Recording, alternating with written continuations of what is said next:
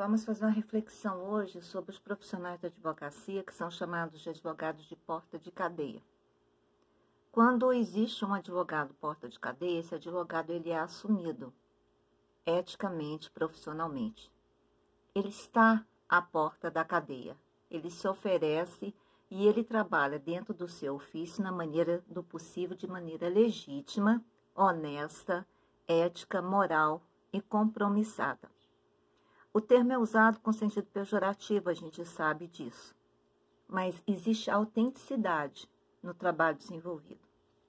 Sem querer puxar para o lado do advogado, que é uma profissional como outro qualquer, tem os seus altos e baixos, os seus lados positivos e negativos, e sofrem, todos nós sofremos da tentativa de processos de corrupção.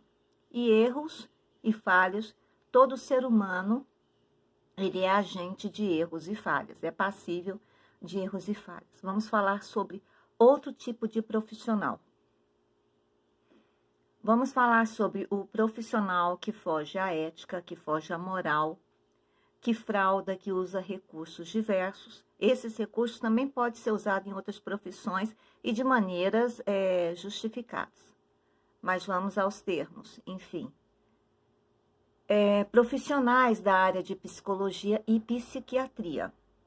Vamos aos profissionais de porta de clínicas, de porta de ambulatórios psiquiátricos, manicômios e instituições psiquiátricas, sejam elas filantrópicas, particulares ou de âmbito estadual. O que ocorre, então?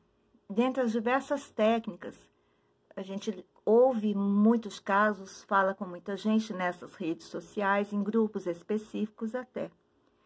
Então, quando um deles resolve eleger alguém para ser seu paciente, é diferente da pessoa eleger o profissional como médico. Eu posso ir 2 vezes ao médico e resolver que ele não me serve. Eu posso ir 1 vez ao médico e posso resolver que ele não me serve. Eu posso falar com o médico e resolver que esse médico não me serve, seja de qualquer área ou de qualquer, um agente de qualquer profissão. Quando o médico resolve eleger alguém, ele se torna um profissional, nem chega aos pés do advogado porta de cadeia, porque ele vai usar estratégias diversas, e como é de desconhecimento público pleno e também do Poder Judiciário, as estratégias que podem ser usadas e sofrerem classificações como se fossem técnicas da psicologia, técnicas terapêuticas, tratamentos em grupo e etc, etc. Existe todo um floreio fantasioso em torno do que se tem aplicado e há mais de 1 década em seres humanos. Então, o profissional, quando ele escolhe o paciente e o paciente não o aceita, ele tem, não um paciente, ele tem uma vítima. E quando ele escolhe um paciente, ele já se propõe e se lança a diversos tipos de prática e experimentação. Ele tem que legitimar o que ele está fazendo ou pretende fazer. Então, o que acontece? Rodeia amigos, rodeia familiares e rodeia vizinhos. Vai formar ali um círculo marginal, criminoso, vai ter um ajuntamento de gente para cumprimento de um crime organizado, vai estar todo mundo participando, acreditando que existe uma finalidade, que ali existe realmente um problema de doença mental ou um problema emocional, psicológico, e, na verdade, aquilo tudo é construído para a consecução de outros fins. E, desta forma, o profissional vai usar a boca do amigo, a boca do professor, a boca do padre ou do pastor, a boca da família, a boca de parentes de forma geral, até do marido, do namorado ou do noivo, ou da noiva. Porque todo mundo vai estar acreditando que ali existe um problema que não existe e que esse problema tem que ser tratado. Então, que tudo vale a bem. Não foi a bem dele, foi para o bem dela. Mentira. Tudo isso está sendo realizado em torno de fraudes, é uma violência imensa. Olha, eu já vi casos que eu ri sozinha, parecia louca. Porque as pessoas vestiam a camisa de violência, não a violência com mulheres, não a violência com crianças, e elas estavam engedradas nesses círculos. Esse ajuntamento de pessoas é classificado no direito como quadrilha e até crime organizado, formação de quadrilha. Agora, quando o juiz chamar a boca que foi usada, o grupo que foi usado, você acha que eles vão promover provas contra eles mesmos? Não vão. Eles vão se fazer de inocentes e rogados, e até certo ponto é aceita essa argumentação. Não é porque tem profissional que tem uma lábia, tem profissional que é melhor do que vendedor, sabe? Para convencer. E outra, eles usam palavras, termos, explicações que normalmente o cidadão comum não entende, nem tem obrigação de entender. E aí fica tudo mais fácil de fazer de conta que está tudo certo, tudo enquadrado. Nossa, dependendo da palavra que ele usa para classificar o cidadão, a doença vai parecer que é terrível. Às vezes, gente, quando começa a usar a palavra, o cidadão que já é conhecedor do assunto, eu estou me tornando expert no assunto, a pessoa sabe. Ela deixa a coisa ir acontecendo, ela deixa a coisa ir acontecendo e acontecendo, mas ela está sabendo, diferente da pessoa que se torna vítima e não percebe. Todo o quadro está sendo montado em torno dela para que ela seja invalidada. Às vezes há conivência dos parentes, dos amigos e terceiros, do marido, da esposa, mas às vezes não há conivência. Às vezes a pessoa entra assim como simplórios, como desconhecedores, entendeu? Tanto da realidade quanto das intenções do outro, mas simplesmente uma pessoa credenciada como psicólogo e psiquiatra, eles têm amparo, inclusive jurídico legal, sem muito questionamento. Vocês vão ver aí um número de casos, teve até uma novela de pessoas que são internadas, são pessoas totalmente normais, e os profissionais fraudam laudos, atestados médicos contra a sanidade. Ó, eu vou dizer uma coisa para vocês, é um pé no saco. É de encher o saco quando você percebe uma tirada dessa. A pessoa é capaz de conversar o dia inteirinho dentro da mesma casa com a outra pessoa, ser uma boca do profissional, entendeu? Que vai laçar e enlaçar ela de todas as maneiras para comprometer milimetricamente a sanidade mental. Primeiro ele vai inventar a doença. E depois ele vai trabalhar em cima da comprovação do veredito que ele deu, porque daí não é o juiz, é ele que vai dar o veredito. A área mais difícil, eu fazia a faculdade de Direito, eu tinha extremo interesse em saber qual era a margem de processos que um advogado ganhava em torno de médicos. Na época que eu fiz faculdade, foram os anos 90, era 15%. De 100%, 15%. Por quê? Porque nós não temos profissionais no poder judiciário, profissionais que atuam junto ao poder judiciário, disponibilizados a esses enfrentamentos que ocorrem.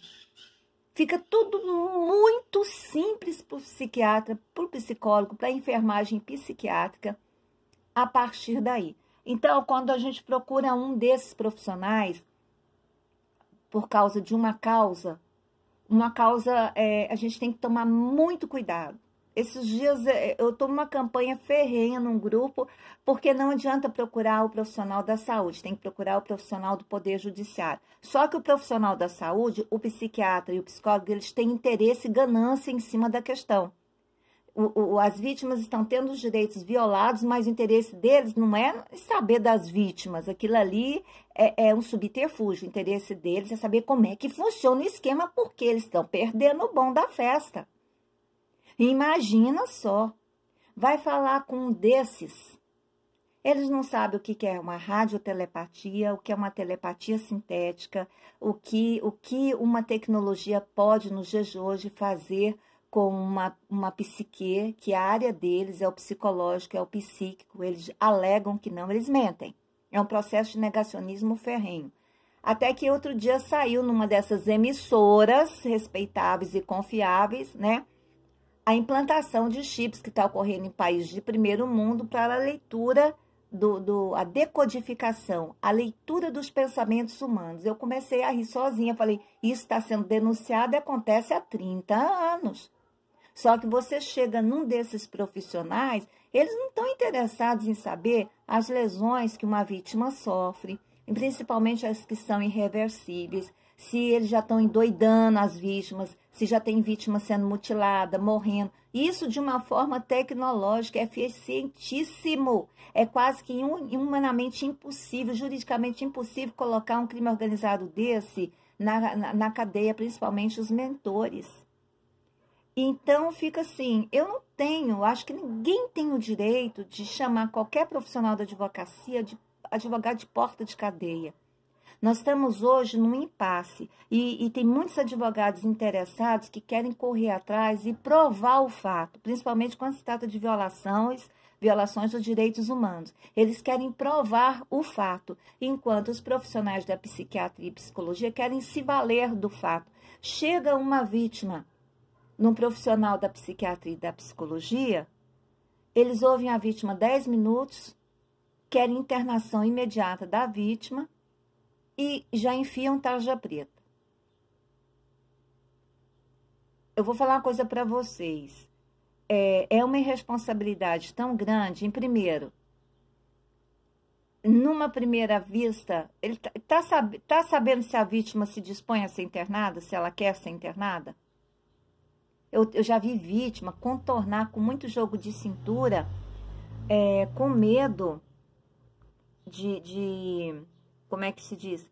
De ser pegar força durante as entrevistas e ser conduzida para dentro da clínica à força.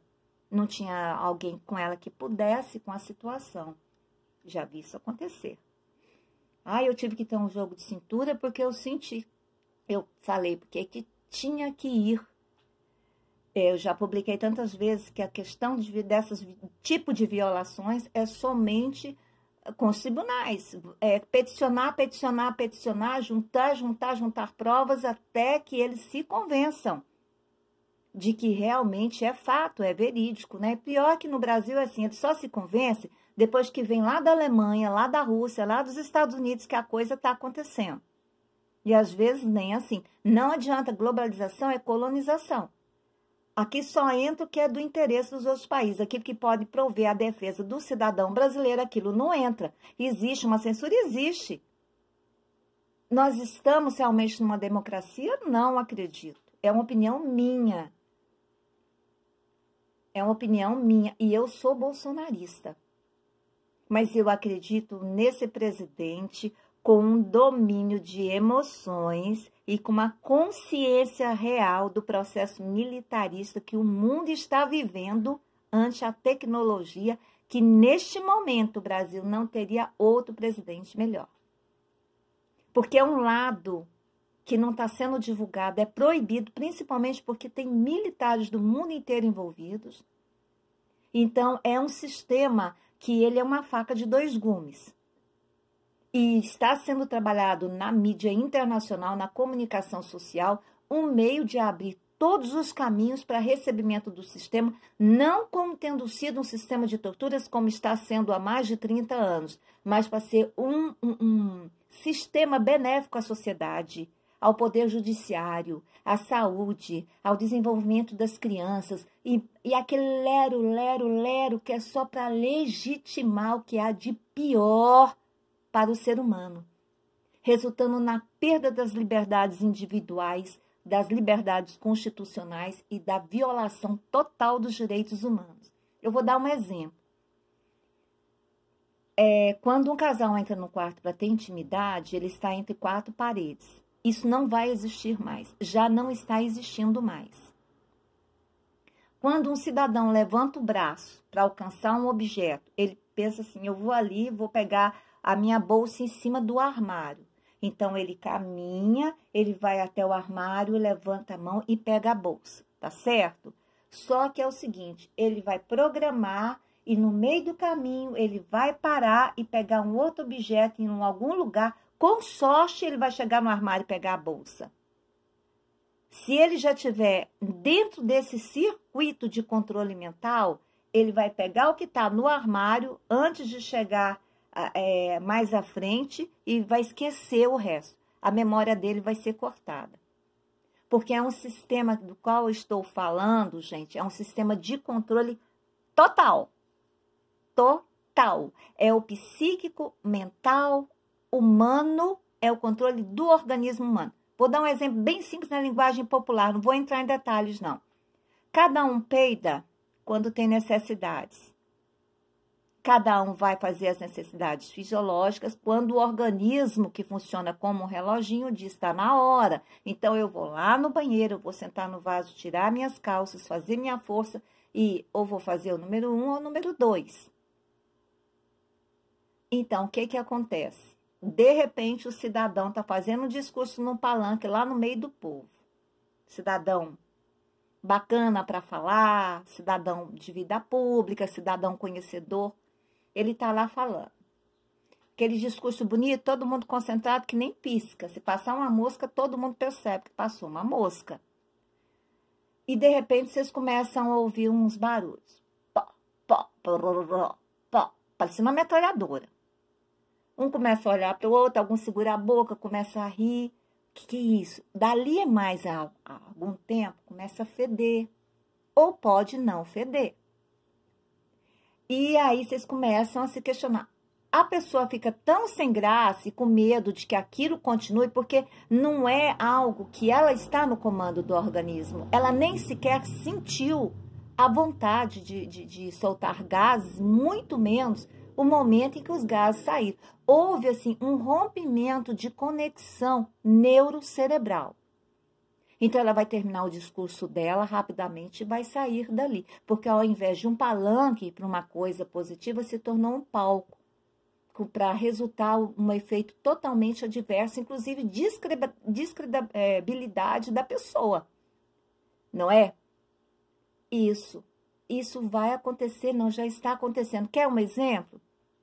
Então, nós tivemos a esposa do príncipe Charles, não é? Na recepção de um hotel, onde haveria um encontro dos importantes políticos do mundo. E nessa recepção, o presidente dos Estados Unidos estava na recepção. E conversava normalmente com o atendente da recepção, o gerente, o diretor de um hotel 5 estrelas. E ela declarou realmente que foi uma situação tão desagradável, e não foi a primeira vez. Diz que ela ouviu sons do presidente soltando gases e que em seguida veio um odor insuportável que ela teve que pedir licença e se retirar. Então, que ela fica realmente muito preocupada com esse comportamento, né, de uma autoridade desse nível, numa situação dessa, mesmo que fosse uma situação informal, fosse na recepção de um hotel no qual todos estavam chegando para uma conferência, para um encontro internacional, e ela declarou. Só que ela declarou além do quê? Ele continuou conversando ali, rindo, falando como se nada estivesse acontecendo, mas estava acontecendo para ele. Ele estava no comando de todas essas ações. Então, por que ele teria que se dar o trabalho de se sentir envergonhado e constrangido? Eu digo isso, gente, porque quando a gente declara a verdade, ninguém acredita. Então, dane-se. Dane-se. Agora o cara vai deixar, a pessoa vai deixar, o cidadão, o presidente, o governador, ou seja, quem for, vai deixar de cumprir os seus compromissos sociais, públicos, deixar de ir, vir, permanecer, porque existe um sistema marginal composto de pessoas do mundo inteiro, numa organização criminosa, num crime organizado, que está brincando de testar todos os seus comandos em pessoas tantas mais simples. Isso começou com pessoas simples. O primeiro importante político foi um senador dos Estados Unidos que deu o grito nos Estados Unidos. Isso deve ter o quê? Uns 5 anos. Ele deu o grito e disse, opa, eu sou senador, comigo não pode ser feito isso, nem com ele, nem com ninguém, porque por ser senador ele não é melhor do que cidadão nenhum. Ele não pode ser cobaia, eu não posso, você não pode, o vizinho ali, o padre, ou seja lá quem for, não pode, ninguém pode ser cobaia desse tipo de experimentação. Pergunto a você, é o advogado que entende de psique? É o advogado que entende de comando neurocerebral? É o advogado que pode monitorar o organismo de uma pessoa durante o dia, durante a noite, exercer uma espécie de controle e adestramento para que a pessoa, até suas necessidades fisiológicas, se realize no momento que eles queiram? É o advogado que está fazendo o papel de Deus? É o padre? É o odontólogo? É a faxineira? É o político? Quem tem capacidade e competência para um domínio dessa monta? A junção da tecnologia com prerrogativas militaristas em um processo, em um projeto imoral, insano, demente, devastador, violador dos direitos humanos e constitucionais de todos os países do mundo. Que organização é essa? Quais são os principais? Que imperialismo é esse? Está acontecendo sim. No Brasil, nós abestados brasileiros, que eu faço parte do Brasil, não estou falando com menosprezo, estamos acordando no berço esplêndido há quase 40 anos. Pensa quando começar a desenvolver esse projeto, que é um projeto que não vai ser publicado pela mídia, agora que eles estão dando uns toques, que está saindo alguma coisa, não vai ser publicado por ninguém, não vai ser assumido por presidente nenhum do mundo. O presidente dos Estados Unidos é um homem inteligente e de vivência política, porque a resposta que ele deu aos comandos que contra ele estão sendo investidos, eu digo, aos ataques, ele foi alvo, e houve o ataque e ele respondeu. Ele não respondeu, eu tô peidando aqui na recepção desse hotel 5 estrelas, é porque eu tô com o meu organismo sendo monitorado por pessoas que querem me derrotar, que querem me envergonhar publicamente. Eu estou sendo monitorado por essas pessoas 24 horas por dia. E eles escolhem o momento em que eles devem atuar para poder conseguir seus objetivos, que é de me humilhar, que é de me transformar em uma pessoa insana até, é de me fazer parecer ter que eu não tenho uma postura, que eu não sou capaz de ter uma postura perante a sociedade, perante outras autoridades. Não é? Acha que o presidente vai se dar o trabalho de dar uma explicação assim? Não vai. Nem ele e nem o presidente Bolsonaro. E nem presidente nenhum. Por quê? Aí seria escrever na testa assim, eu sou doido, eu não estou falando com coisa, deve ser a minha idade. Porque o primeiro ataque que esse presidente dos Estados Unidos sofreu quando tomou posse foi em relação à idade e à capacidade dele. Tanto é que nos tropeços que ele deu, na subida do avião, esses tropeços podem ter sido provocados. Porque o que puderem fazer para provar que o que eles lançam de início na mídia contra determinada autoridade é o que é e é a verdade, fazer o povo aguentar e ter que engolir aquilo como se fosse a verdade, eles provocam ações, eles provocam fatos, ocasiões. Então, aquela segurança que o presidente tem em torno dele, aqui no Brasil, em outros países da América Latina, da América do Sul e de países de segundo e terceiro mundo, não serão mais suficientes. Vai ter que haver um outro tipo de fiscalização. Vai ter que haver um outro tipo de segurança junto às inteligências de todos os países. E tem país que está envolvido nisso com suas autoridades e, portanto, a vitimação desses poderá ocorrer em menor escala. E nós tivemos o anterior presidente dos Estados Unidos, o Trump. Teve um dia que ele foi jogar golfe, de repente ele apareceu, ele estava com a calça branca, na parte do bumbum dele estava toda suja. Foi feita uma foto, eu consegui essa informação, eu consegui essa foto, essa matéria no jornal da Rússia. O que terá acontecido com o presidente que ele se sujou todo?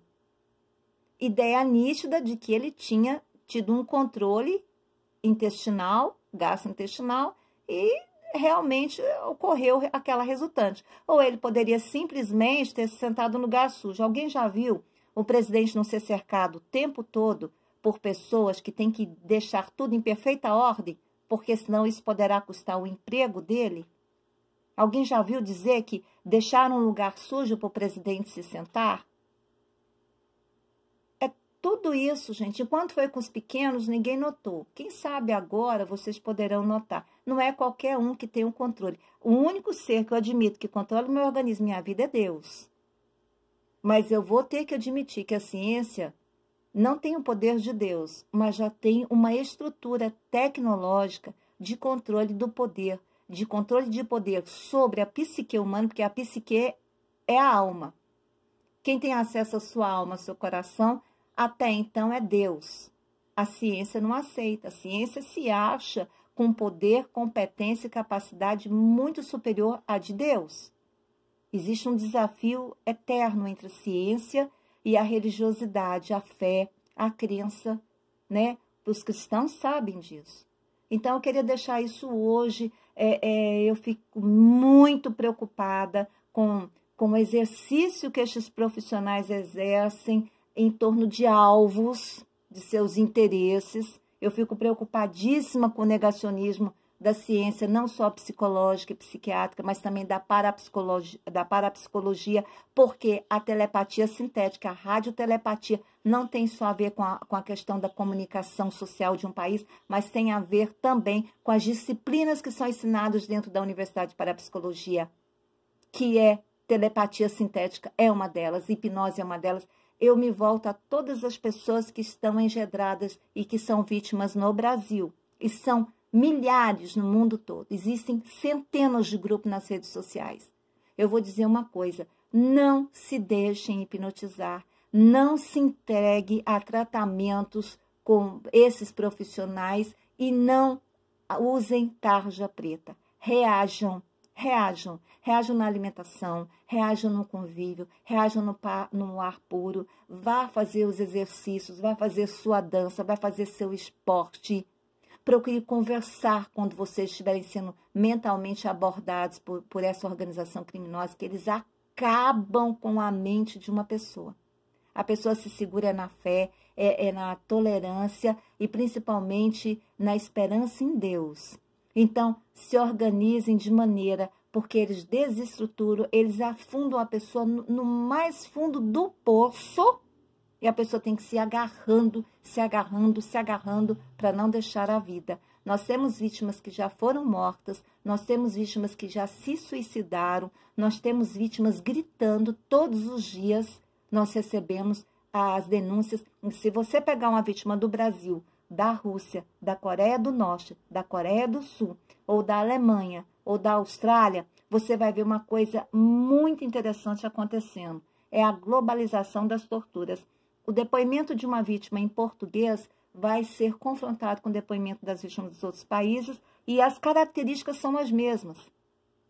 Existe uma sequência também, uma escala. Não me permitem dormir hoje, amanhã eu vou sentir um cheiro estranho, não é Covid, isso tem 30 anos.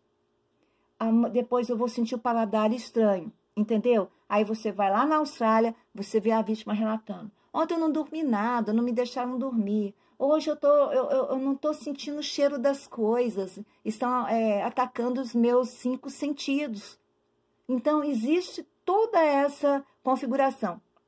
Quando a psiquiatria e a psicologia entram em campo, eles já entram em campo classificando como doenças. Não, mas quantos esquizofrênicos nós temos no mundo?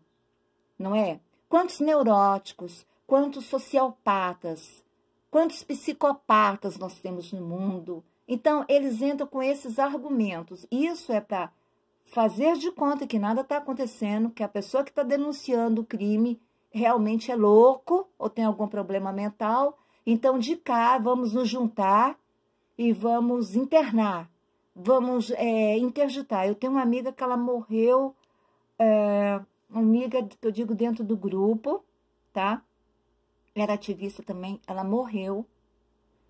Eu não sei por que cargas d'água a sintomatologia do câncer intestinal dela não se manifestou. Ela Acho que ela não sentiu nada, assim, nesse tipo, né? Aí, depois que começou a ver a luta, ela soube que ela estava com câncer no intestino. Ela morreu interditada de tanto denunciar o que faziam com ela. E um dos crimes que eles cometem de assédio sexual e de estupro eletrônico, ulcera e ulcera colo do reto e ulcera colo do útero. Ulcera, porque quando você sente alguém enfiando alguma coisa em você, a sua reação automática é você flexionar a sua musculatura e fechar. De novo, fechou. De novo, fechou. De novo, fechou. Levantou, sentou ali. De novo, você sente alguma coisa te machucando. Fechou. Pensa você numa situação dessas durante 30 anos. Pensa. Tem vítima que sangra. Tem vítima que a cor da pele fica vermelhinha. Gente, essa violência é uma violência que não admite qualquer tipo de oposição e resistência. Ela é uma violência ao cubo, não é nem ao quadrado, ela é uma violência ao cubo. E quando um desses merdas das áreas que deveria atuar em acordo e denunciar que é um crime que está acontecendo contra a pessoa e tudo mais, e eles dizem que não, que a pessoa é louca, que ninguém deve levar em conta o que ela está dizendo, ele está contribuindo com todos os resultados desse crime, dessa técnica de tortura. Então, estamos revivendo a história do nazismo numa outra proporção, mas não digo nem numa outra proporção, eu minto. Porque aí, gente, as pessoas escolhidas para estar vitimadas, até então, era